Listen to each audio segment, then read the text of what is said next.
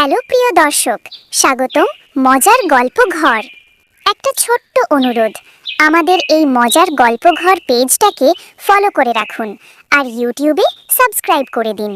Subscribe করলে নতুন cartoon গল্পের ভিডিও আপনার কাছে সবার আগে পৌঁছে যাবে। চলুন আজকের সুন্দর গল্পটা শুরু করি।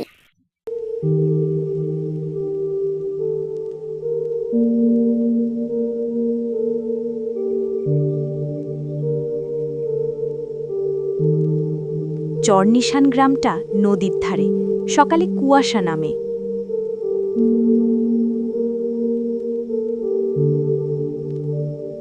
বিকেলে হাট বসে।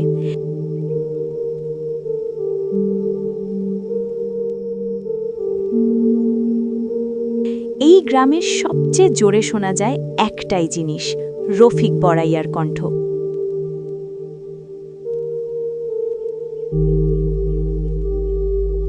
আমি ছোট থাকতে নাকি 3 ক্লাসের বই একসাথে পড়তাম।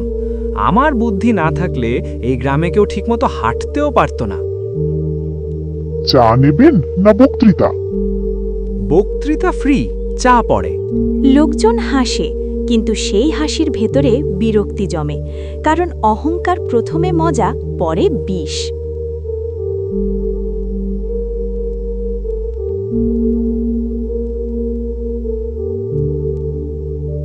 রফিকের ঠিক উল্টো মানুষ ছিল মজিদ। সে কখনো নিজের গল্প নিজে বলতো না।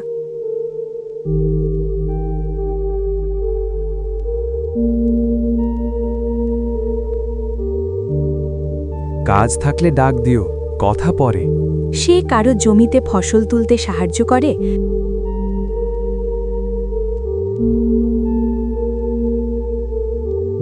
কারো ঘরে চাল পৌঁছে দেয়,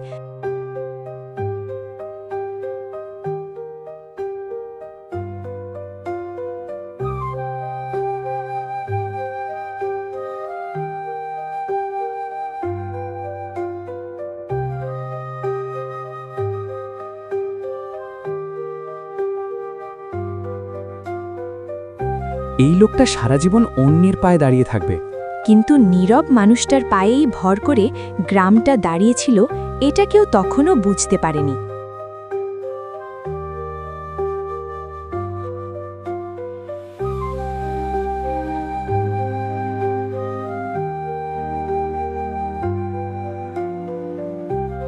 গ্রামের উন্নয়নে যে সবচেয়ে বুদ্ধিমান ও সাহসী তাকে সম্মাননা দেওয়া হবে।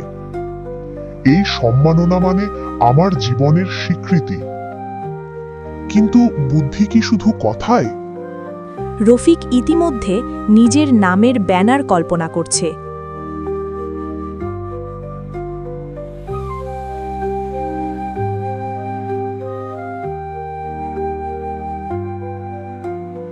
আর মজিদ ভাবছে, যদি সুযোগ আসে গ্রামের জন্য কিছু করব।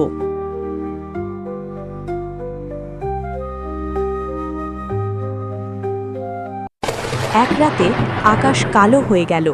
বৃষ্টি নামল, যেন আকাশ ফেটে পড়েছে।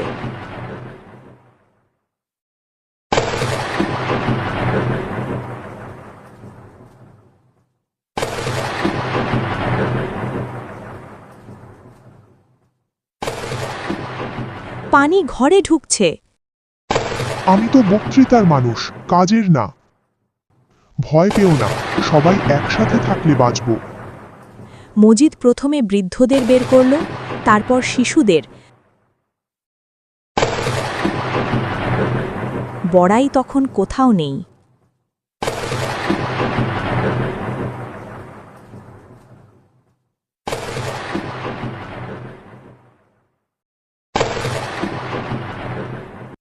বন্যার পর সকালের সূর্যটা অন্যরকম ছিল, ক্লান্ত কিন্তু সত্যের আলো নিয়ে।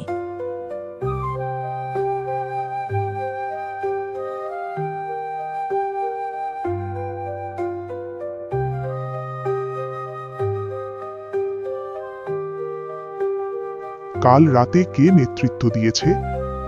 মজিদ। আমি শুধু কথা বলেছি, কাজ করিনি। এই প্রথম রফিক নিজের কথার ফাঁপা আওয়াজ শুনল।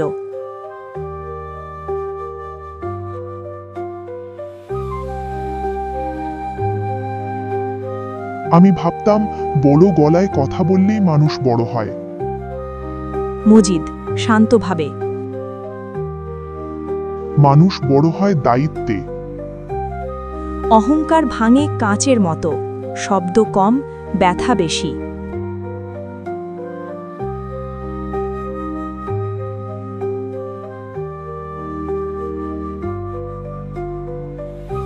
রফিক কয়েকদিন কারো চোখে চোখ রাখতে পারল না।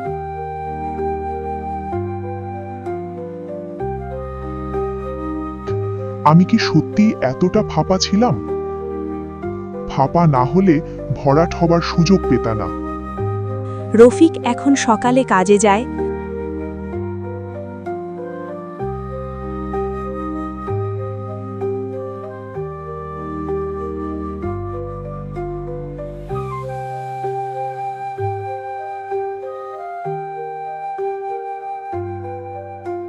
দুপুরে মানুষের কথা শোনে,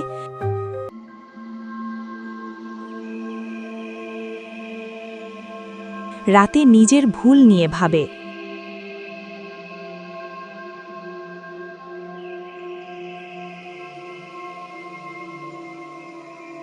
আজ বুঝি বড়াই মানুষকে একা করে, আর নম্রতা মানুষকে আপন করে।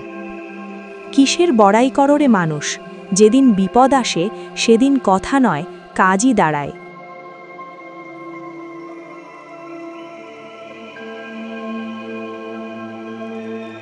অহংকার ক্ষণস্থায়ী, মানবিকতা চিরস্থায়ী। সবাই বড়াই নয়, কাজই আসল পরিচয়।